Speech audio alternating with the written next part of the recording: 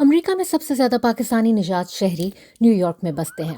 یہ بروکلن کی کونی آئلینڈ ایونیو ہے۔ دکانوں کے انگریزی اردو سائن بورڈز، شلوار قمیض میں ملبوس اردو اور پنجابی میں باتیں کرتے شہریوں کو دیکھ کر ایسا گمان ہوتا ہے کہ شاید آپ پاکستان ہی کے کسی علاقے میں گھوم رہے ہیں۔ نیو یارک شہر میں پاکستانیوں کی اکثریت اسی علاقے میں رہتی ہے جسے لٹل پاکستان کے نام سے جانا جاتا ہے۔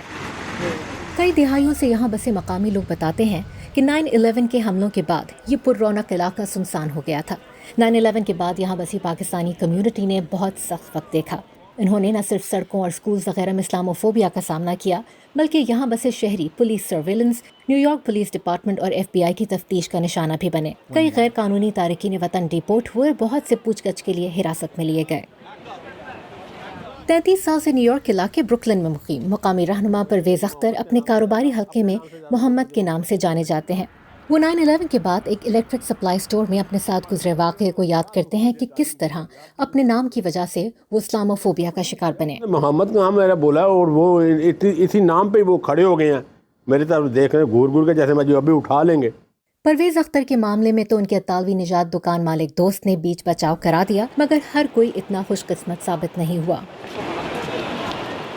بہت سارے ہمارے یلو کیپ کے بھائی، کار سروس والے بھائی، ان کو مار دیا گیا۔ اور وہ جو ہمارے سردار تھے ان کی بھی داڑھی لمبی طرح ہوتی ہے نا، تو وہ سمجھتے ہیں کہ جس نے وہ اسامہ کی داڑھی تھی نا، وہ سارے یہ وہی لوگ ہیں۔ تو وہ اللہ تعالیٰ نے ہمیں اس مصیبت اور اس ٹائم سے نکالا۔ بڑے ہی مشکل وقت تھا وہ۔ ہم یہی سوچتے تھے کہ آج پتہ نہیں کیا ہونے والا ہے۔ یہ ایک ایسا وقت تھا جب مشکلات سے دوچار پاکستانی کمیونٹی کو کوئی راہ سوچ رہی تھی، نہ ہی کوئی رہنمائی حاصل تھی۔ اس خلا کو پر کرنے کے لیے مقامی کمیونٹی سے ہی کچھ ایسے افراد آگے بڑھے جو ماضی میں قانون کا کوئی تجربہ نہ ہونے کے باوجود اپنوں کی مدد کرنا چاہتے تھے۔ محمد رضوی 11 سال کی عمر سے اپنے والد کے گروسری سٹور پر ان کا ہاتھ پٹاتے رہے تھے۔ جب 9/11 کے بعد انہوں نے لوگوں کو پریشانی میں اپنے والد کے پاس آتے دیکھا تو انہوں نے کچھ کرنے کی ٹھانی اور پڑوس میں واقع اپنے ہی ایک اور سٹور میں انہوں نے کمیونٹی کی مدد کے لیے ادارہ بنا ڈالا۔ Every time when somebody came with a card that was an FBI card that was left at their doorsteps, I called up the agent. I said, this person is here with this card. It seems like you want to ask him questions. He barely speaks English. Is it possible for me to be a translator for him? کیونکہ کسی ایک غلط لفظ کا استعمال بھی انہیں قانون کی جکڑ میں لا سکتا تھا، محمد ان کی ڈھال بن گئے۔ محمد رضوی مسلمانوں، مقامی کمیونٹی اور قانون نافذ کرنے والے اداروں کے درمیان فاصلوں کو کم کرنے کی کوششوں میں جٹے رہے۔ ان کے ادارے نے لا انفورسمنٹ اداروں کی اسلام شناسی کے لیے انہیں مقامی مساجد کے اماموں سے ملوایا، انہیں اسلامی ثقافت اور امریکی ثقافت کے فرق سے روشناس کرایا۔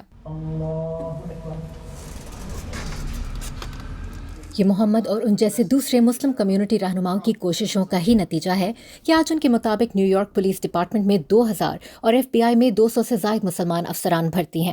محمد کا کہنا ہے کہ 21 برس بیت جانے کے باوجود کمیونٹی اس وقت کے ٹراما سے مکمل طور پر تو نہیں نکل سکی ہے، مگر لا انفورسمنٹ اور منتخب قومی رہنماؤں کے ساتھ مسلسل رابطوں اور غلط فہمیاں دور کرنے کی کوششوں سے آج اس مقام پر کھڑی ہے کہ جب گزشتہ دور حکومت میں چند مخصوص مسلم ممالک کے شہریوں پر امریکہ میں داخلے پر پابندی لگی تو علاقے سے منتخب سیاسی قیادت حکومت کے بجائے اظہار یکجہتی کے لیے مسلمانوں کے ساتھ کھڑی نظر آئی۔ Nida Sameer, voice of America, New York.